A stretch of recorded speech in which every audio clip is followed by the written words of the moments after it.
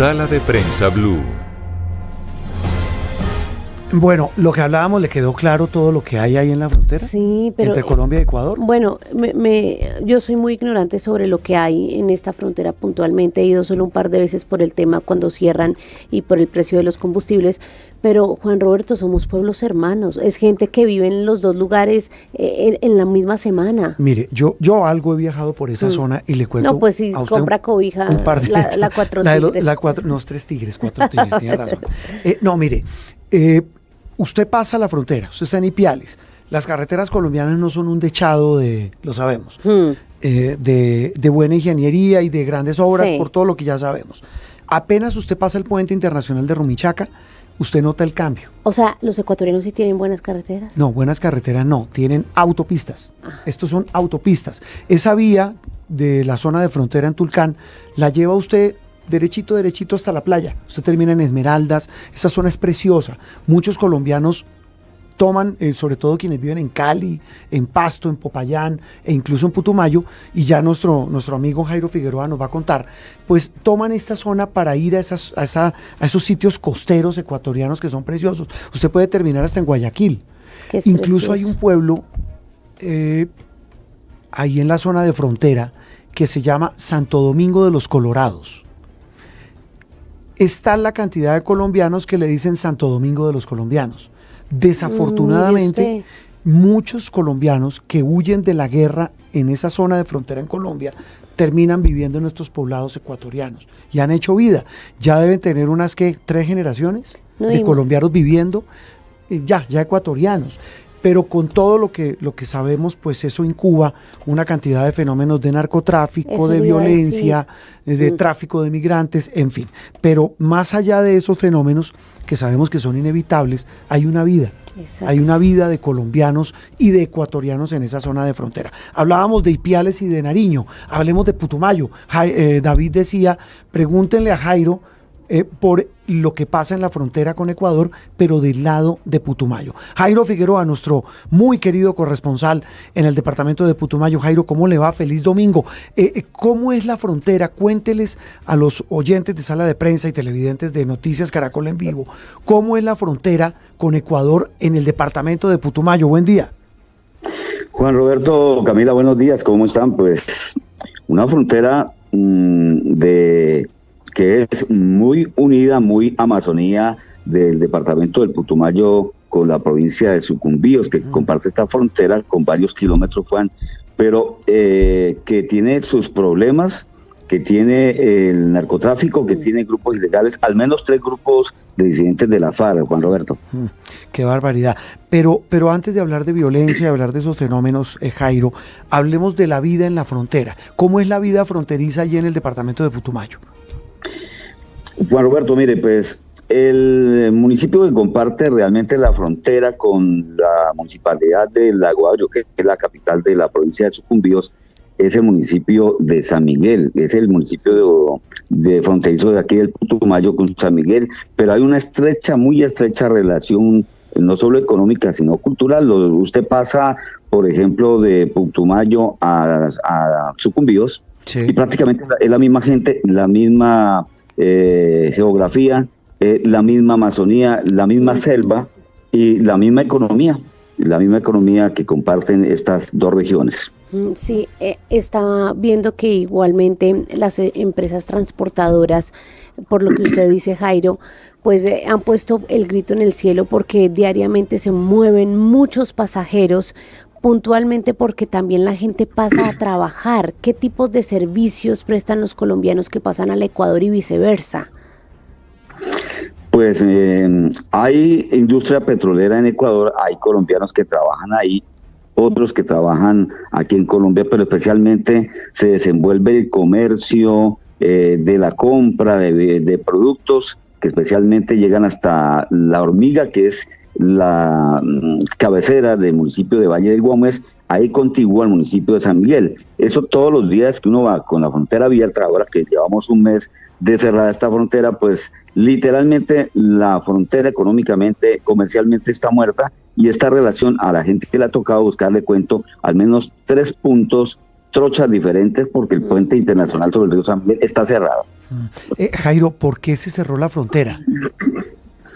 El 24 de diciembre veíamos en redes sociales un comunicado suscrito por el gobierno de Daniel Noboa y decía que por situaciones de orden público se cerraba el paso fronterizo. No esgrimieron la razón real de por qué. Ahí no decía que era que había presencia de grupos ilegales de Colombia allá o alguna situación o que había un incremento, por ejemplo, de homicidios. Nada se supo sobre eso, solo se cerró el paso y la gente quedó literalmente incomunicada. Hay mucha gente que incluso quedó atrapada en el otro lado de la frontera y tuvieron que utilizar canoas para cruzar el río San Miguel y llegar hasta Putumayo. Eso que usted cuenta, Jairo, es bien importante, digamos, ahondando en la pregunta de María Camila. Y es que estamos hablando de gente que va colombiana a estudiar o trabajar al territorio ecuatoriano. Sobre todo los niños, Juan Roberto. Ahorita la gran dificultad es que el día lunes va a arrancar el calendario escolar y los niños, por ejemplo, de San Miguel, que estudian en la zona en algunas escuelas del cantón Lago Agrio, van a tener esta dificultad. El puente cerrado, y lo mismo pasa con algunos niños del Ecuador, es que hay familias completas, ya la cultura se ha fusionado, entonces la gente va a tener esa dificultad, especialmente ahora para el tema escolar. Esta es una zona selvática, ¿no, Jairo? Sí, totalmente. Jairo. Totalmente, y el único paso era el puente de San Miguel. Exacto, le entiendo que tras el cierre de la frontera lo que se ha consolidado más es ya, sí, esa normalización de esos 3 puntos ilegales, las trochas. ¿Cómo funcionan esas trochas? Mira, ayer, por ejemplo, mostramos en Noticias Caracol cómo la gente se desenvuelve en motocicleta cruzando algunos puntos. Llega, por ejemplo, a la punta de Ecuador desde la ciudad de Lago Agrio, toma de motocicleta por unas vías que son destapadas, se llega hasta un punto que es el río San Miguel, la gente cruza en canoa hasta los lados. Son 3 puntos de estos donde la gente, cuando está el puente cerrado o para ir más directamente, pasan por ahí. Pero se dice, Juan Roberto, según expertos en seguridad, que hay 45 puntos ilegales donde la gente pasa, donde hay grupos que pasan. Sí, Jairo, la pregunta se la hacíamos a David hace un rato y se la traslado también a usted. Independientemente de los temas diplomáticos, de los temas y de los efectos económicos de una decisión y de un diferendo diplomático como es que el que hay entre estos dos gobiernos de Ecuador y Colombia, el presidente Noboa argumentó para tomar esa decisión de aplicar aranceles a los productos colombianos que van a su país el asunto de la seguridad en la frontera. Como diría mi mamá con la mano en el corazón, Jairo, tiene razón el presidente Noboa, ¿hacen algo las autoridades colombianas para frenar esos fenómenos de violencia, de narcotráfico, de ilegalidad ahí en esa zona de frontera? Aquí en el Putumayo, Juan Roberto, todos los días hay operaciones, hay incautaciones de cocaína, de marihuana. Por ejemplo, hace unos 5 o 6 días que cayó un cargamento de una tonelada, más de 1,5 toneladas de marihuana, que iba según el comandante acá del ejército y de la policía, y esto iba para no solo Ecuador, sino para Perú y Brasil, utilizando el río San Miguel y luego el río Putumayo y después el Amazonas. Pero además de eso, Juan Roberto, la suspicacia de los empresarios de aquí del Putumayo, hay unas 170 empresas que se movilizan entre Putumayo y Sucumbíos. Se dijo que es que había como un pedido de los empresarios del Ecuador debido a que estaban comprando mucho los ecuatorianos aquí en Colombia, en La Hormiga, en Valle de Guamués y hasta Mocoa, que es la capital del departamento, que llegaban ellos, entonces se estaban quedando los dólares aquí en el Putumayo, y dicen ellos suspicadamente que eso conllevó a que injustificadamente la frontera se cerrara hace un mes, Juan Roberto. Es decir, es un tema, perdóneme la expresión, de mezquindad comercial, ¿creería usted? Sí, como uno diría, como envidia, ¿no? Es que el de allá, fulano, tal vez de más, entonces, presidente, por favor, cierren la frontera. No, pero eso sí suena como medio insólito, ¿o no? Sí, no, es que eso es lo que se supo acá, porque el comunicado era muy escueto, Juan Roberto, el comunicado que sacó el gobierno ecuatoriano el 24 de diciembre, donde la gente en plena Navidad quedó aislada. Jairo, y al otro lado de la frontera, en el territorio ecuatoriano, ¿las autoridades sí también controlan esos fenómenos? Pues, Juan Roberto, hay una situación que es que se ve presencia en el puente internacional San Miguel. Otra cosa es que Colombia no tiene el centro de atención en frontera, y entonces nosotros los colombianos teníamos que tener algunas autoridades en el punto de control de los ecuatorianos, es decir, tanta la hermandad de los dos gobiernos, y el punto de control del CEBAT funciona en Ecuador y no en Colombia. Colombia no ha cumplido con este propósito de tener incluso las autoridades de ICA para que controlen, por ejemplo, el paso de productos colombianos o las enfermedades de algunos productos que puedan proceder del Ecuador. El mismo control, por ejemplo, al paso de ganado, que es mucho el ganado que pasa del Caquetá, que pasa del Putumayo para el Ecuador. Pero qué curioso, porque si bien el tema, digamos, usted nos explica muy bien, Jairo, sí se estaría respondiendo a nivel militar, enfrentando lo que es el flujo del narcotráfico, parece que la razón en este punto por lo menos es otro, y que son los ecuatorianos a los que les ha faltado un mayor control militar para enfrentar esos grupos del lado ecuatoriano de la frontera. Por eso le preguntaba, es que pareciera ser eso, ¿no, Jairo? Exacto. Sí, bueno, Roberto, es que incluso ayer, que yo tengo muchas fuentes por ahí noticiosas, alguien que me suministró un video y me dijo, vea, lo que pasa es que nosotros, hay un control ahí en el puente, pero entonces nosotros pasamos por los puntos ilegales y entonces me dijo esta persona, para pasar allá al otro lado de la frontera por puntos ilegales, uno le daba plata, dijo al policía, a la autoridad ecuatoriana, le daba 30,000 pesos y seguía. ¿Cómo le parece? No, pues es que eso sí, esto es absolutamente poroso, la frontera para este tipo de cosas. Pero ¿sabe con qué me quedo, Jairo? Al margen de estos fenómenos que sabemos que están, de narcotráfico, de violencia, de comercio ilegal, de trochas, pero me quedo con lo que usted nos narraba, y lo mismo David en Nariño. Hay una vida común en la frontera. Exactamente. Sí. Sí, no, hay familias completas, que por ejemplo dice... en este punto de Putumayo. Hay gente, o sea, ahí no hay frontera.